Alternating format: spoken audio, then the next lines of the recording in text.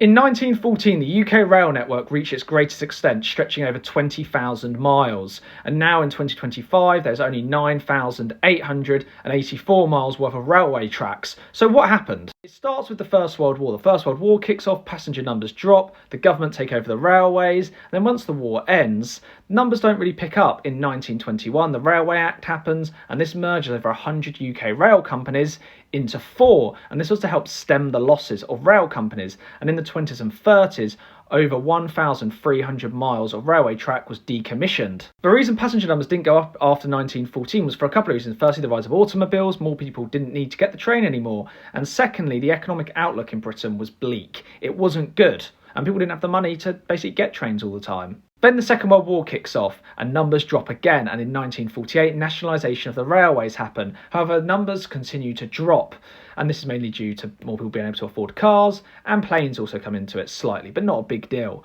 But in the mid-1950s, there was a big investment push, getting rid of the steam engines and bringing in diesel and electric trains. However, this doesn't really work, and losses continue to mount, and then comes beaching in the 60s. Between 1948 to the early 1960s, over 3,000 miles of railway track was decommissioned. In 1963 and 1965, Dr. Richard Beechin, the chair of the British Railways Board, writes 2 reports on how to improve efficiency, profitability on the railways.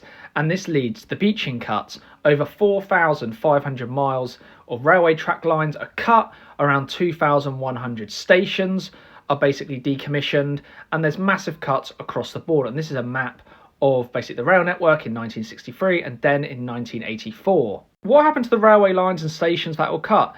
Some were abandoned, some were converted into houses, and some have been made into basically walking trails like this one here, and cycling trails. This one here is from Southampton, and it played an important role in D-Day. Into the 1980s, closure of British railway lines continue, especially on lines that carried freight, and this is due to deindustrialisation and Britain not being a massive industrial power as much anymore.